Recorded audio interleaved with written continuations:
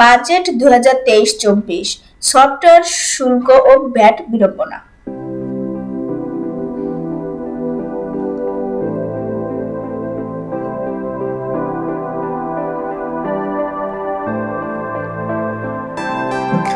বাংলাদেশের software development খাতের শুরু হয় 2020 সালের পর থেকে, যদিও এর পূর্ণতা পাওয়া শুরু হয় 2007 বাংলাদেশের সাবমেরিন কেবলে যুক্ত হয় এবং 2009 সালের ডিজিটাল বাংলাদেশ ঘোষণার পর থেকে। যদিও 2011-12 সাল পর্যন্ত বাংলাদেশের সফটওয়্যার খাত নিতান্ত ইনভেস্টমেন্ট বিহীন একটি ছোট সেক্টর হিসাবে তেমন কোনো ভূমিকা পালন করতে পারে নাই, কিন্তু বিগত 10 বছরে সফটওয়্যার খাত দুটো গুরুত্বপূর্ণ ভূমিকা পালন করে যাচ্ছে। তার মধ্যে একটি হলো দেশীয় বাজারে সফটওয়্যার দিয়ে সক্ষমতা তৈরি এবং অন্যটি হলো বৈদেশিক মুদ্রা অর্জন। এসএমই খাতে এ দেশীয় সফটওয়্যার পণ্য ভ্যাট আরোপের প্রভাব।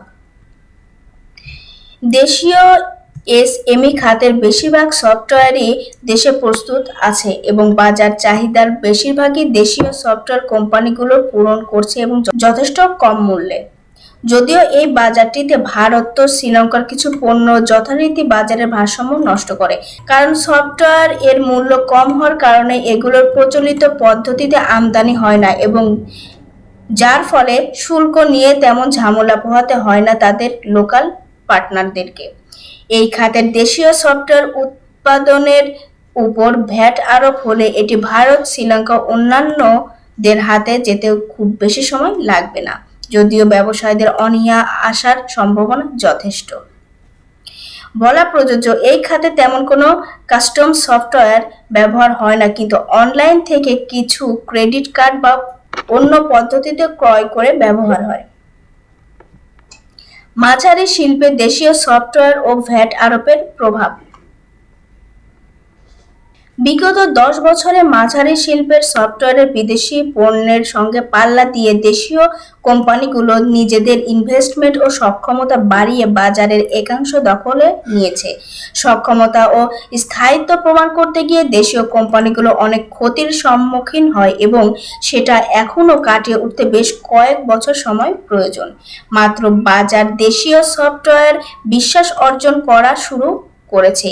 এই খাত এখনো অনিবন্ধিত বিদেশি কোম্পানি ও প্রচলিত পদ্ধতির বাইরে গিয়ে আমদানি শুল্ক ফাঁকি দেওয়ার সুযোগ থাকায় দেশীয় কোম্পানিগুলোকে যথেষ্ট কসরত করতে হয় সক্ষমতা টিকিয়ে রাখতে। এই খাতে ভ্যাট আরোপ বিদেশি কোম্পানিগুলোর বাজার অগ্রসরণকে সাপোর্ট করার মতো হয়ে যাবে। মাঝারি খাতে তৈরিকৃত সফটওয়্যারের পাশাপাশি কাস্টম সফটওয়্যারের একটা বড় বাজার পরিলক্ষিত হয়, যেটার বেশিরভাগই অংশ দেশীয় সফটওয়্যার কোম্পানিগুলো দিয়ে আসছে। কাস্টমার চাহিদা মোতাবেক বাজেট কম থাকার কারণে বেশিরভাগ সময় সফটওয়্যার কোম্পানিগুলোকে ক্ষতির সম্মুখীন হতে হচ্ছে। বাজার সফটওয়্যার এর কাস্টম সফটওয়্যারের কেনার দক্ষতা বাড়লে এই ক্ষতির পরিমাণ কমে যাবে। সর্বোপরি মাঝারি শিল্পের কাস্টম সফটওয়্যার এ ভ্যাট কাস্টমার ও সফটওয়্যার তৈরির প্রতিষ্ঠানকে নিঃসন্দেহে বাধাগ্রস্ত করবে। বৃহৎ শিল্পে দেশীয় সফটওয়্যার ও ভ্যাটের প্রভাব। বৃহৎ শিল্প খাতে দেশীয় সফটওয়্যারের পরিমাণ যথেষ্ট কম, কিন্তু দেশীয় কোম্পানিগুলো তাদের সক্ষমতা প্রমাণে ইনভেস্টমেন্ট ও সাধ্যমতো চেষ্টা করে যাচ্ছে এবং বেশ কিছু সফলতার গল্প তৈরি হয়ে আছে, যেটা প্রমাণ করে যে দেশীয় কোম্পানিগুলো সুযোগ দিলে তারা এই খাতে সফটওয়্যার দিয়ে প্রচুর পরিমাণে বিদেশি মুদ্রা বাঁচাতে পারবে। এই খাতে দেশীয় তৈরি পণ্য বা কাস্টম সফটওয়্যারের ভ্যাট আরোপ যথার্থ অর্থনৈতিক ক্ষতি বয়ে আনতে পারে। এই খাতে সফটওয়্যার আমদানি কমানো গেলে অনাকাঙ্ক্ষিত মুদ্রা পাচার হওয়ার সম্ভাবনাও কম হয়ে যাবে। সরকারি পর্যায়ে দেশীয় সফটওয়্যার ভ্যাটের প্রভাব। বিগত কয়েক বছরে দেশীয় সফটওয়্যার কোম্পানিগুলো ডিজিটাল বাংলাদেশ বিনির্মাণে সুনামের সঙ্গে ভূমিকা পালন করে আসছে।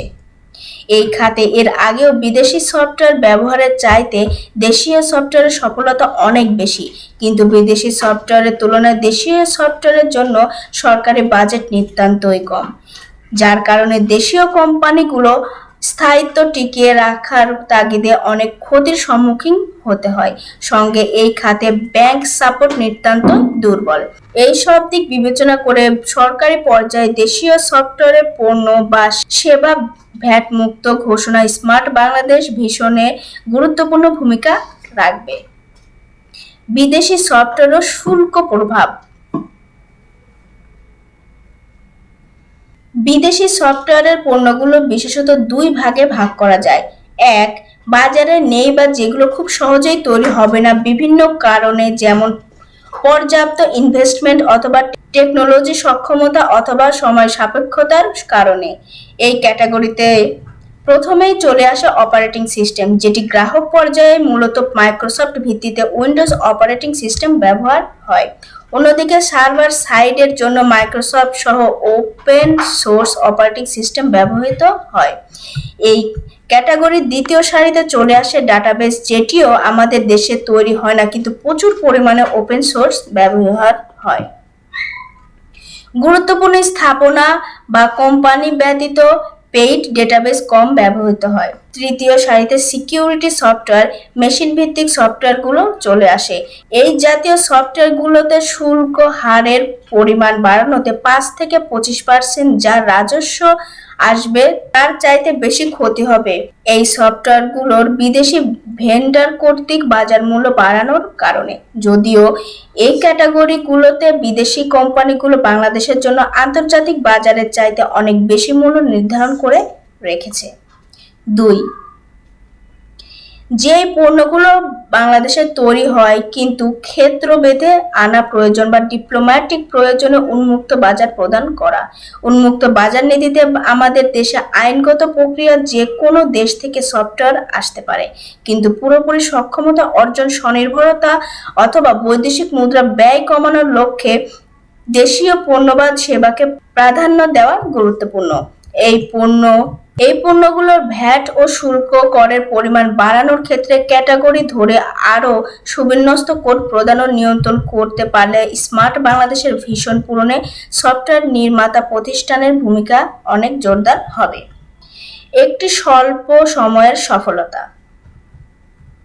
2018 সালে এনবিআর কর্তৃক দেশীয় সফটওয়্যার কোম্পানিগুলোকে ভ্যাট সফটওয়্যার বানানো ও বাজারজাতকরণের নিবন্ধনের ফলে ভ্যাট রাজস্ব ব্যবস্থাপনা ক্রমাগত অনলাইন হচ্ছে ও স্বচ্ছতা বৃদ্ধি পাচ্ছে। তথ্য প্রযুক্তি সম্পর্কিত এমন সব সংবাদ জানতে চোখ রাখুন ইভাশা আইটিতে।